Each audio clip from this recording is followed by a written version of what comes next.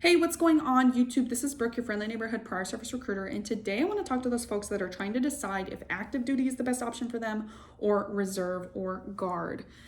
This is outside of my normal content. I do prior service recruiting into the reserves, but I did join as a Nat Sailor in 2014, so I can speak on my experience and maybe give you some things that you've never considered before. So first and foremost, something that I've noticed about myself when I was making this decision and people that I've talked to that are still kind of on the fence is when you walk into that recruiting station, you are thinking and operating in the mind that you've had up until that point.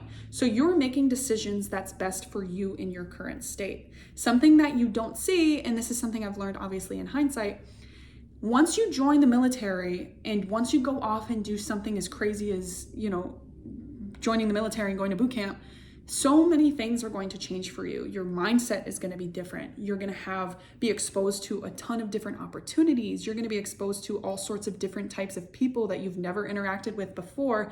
And it's all going to be so new. And whether you know it or not, your mindset is going to change. So my first piece of advice, be as open-minded as humanly possible. I'll give you an example.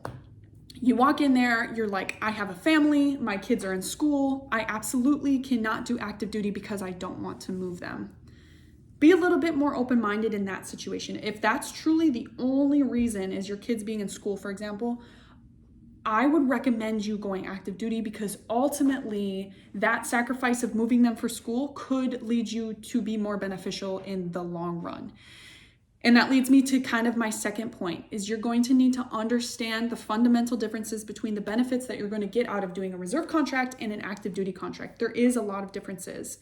So joining the reserves, you are still going to get education benefits and some VA benefits, but it's not going to be nearly as much as you would get if you did one active duty enlisted contract first. I'll give you a perfect example. So the VA home loan, let's say you join the reserves because you have the intention of buying a house and you don't have enough money for a down payment. So this is just like the easiest way for you, right? So you don't qualify for the VA home loan when you come back from A school. You have to do other things. You have to do a certain amount of time on active duty. So you're going to be doing, mobilizations or what have you on the back end. Now, go to the VA website right now and look up the education benefits. That's another huge one. So look at the difference between the Montgomery GI Bill for the selected reserves that you would get if you just did reserves and look at the post 9/11 GI Bill because that's going to be a huge determining factor for people. So that was like my situation. I was 18 years old, walked into my recruiting station and I said, you know what? I'm joining the reserves because I want to go to college. And that was my only reason. If someone would have given me a little bit of pushback, which I wish they would have, I would have definitely gone active duty because I would have gotten way more money. I got a little living stipend. I think it was like a couple $100s when I was going to school, but I had to pay for my tuition. I had to do all that good stuff. And I ended up going on a deployment anyways to pay off my student loans. Whereas if I would have just did my 4 years active duty, I would have had all that paid for and they would have paid me while I went to school. But whatever, hindsight's 2020. So that's something to take into a big consideration is understanding the different benefits you're going to get. Another thing is pay. You are not going to get active duty benefits and pay unless you are active duty. So yes, while you're in boot camp, while you're in A school, you're going to get the same pay and benefits as someone that's on an active duty contract. But as soon as you report back to your reserve center, you're switching over to the reserves. You have to pay for your TRICARE now. You don't get BAH. So things like that to really understand the differences and be honest with yourself and look at your current situation with your civilian career and ask yourself if those sacrifices would make it worth it or not. Another big thing for you to consider that you probably don't even think about is when you join the reserves, it does not hold the same weight as it would on active duty. Now, some people don't necessarily care about this aspect, but me being in 10 years and making HM1 does not hold the same weight as if I would have been in active duty and made HM1 as an active duty sailor. You're always going to get discounted for your success because you're just a reservist. And even though I've done 2 deployments and I'm going on 2 years of active duty now, I still don't get the same respect as I would if I did even 1 active duty contract. It's just the way it is. I mean, it is what it is, whatever. If you don't care about that, great. Now, the reserves is going to be appropriate for certain types of people though. And what I mean by this is people that have like a super established civilian career, and maybe you just want to do something different, or maybe you just want to take advantage of, I don't know, like a security clearance opportunity. I don't know. But if you have a super established civilian career, I'm talking about people that maybe have like their own practice, maybe people that run their own business, people that are like nurse managers, really good careers like that. I'm not talking about, like for me, I was a CNA in a hospital. That's a good job, but I can always come back to that job. And there's always going to be jobs like that available for me after coming back from active duty. So some things to consider there. To kind of come full circle about the first thing that I said about things are going to change, I'll give you a prime example. So in boot camp, went to A school. At the end of my A school, everybody's getting their orders and everybody's getting to basically know where they're going to go next. I didn't get to be a part of that excitement because I knew I was going back to my reserve center.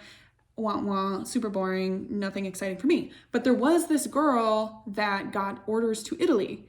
And she didn't want orders to Italy because her family lived in, Nebraska or whatever. And she was like, oh my gosh, I have to get rid of these orders. There's no way I'm going to live in Italy. It was like 3-year orders.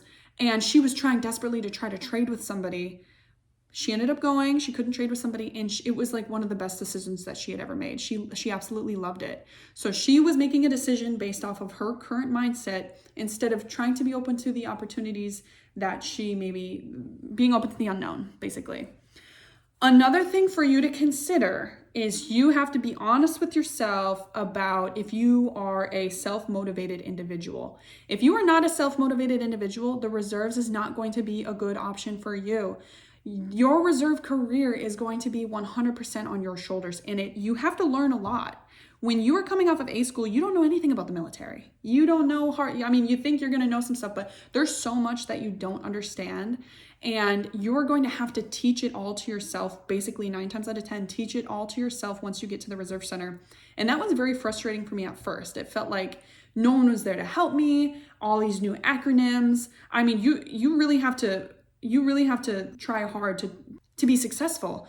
And on top of that, you're not only learning your military stuff, but you're trying to balance your civilian life as well. And for a 19-year-old girl in college, the last thing I cared about was, try on my outside of drill weekend, trying to figure out what NSIPS was. You see what I'm saying? So it would have been beneficial for me to just do active duty at the time.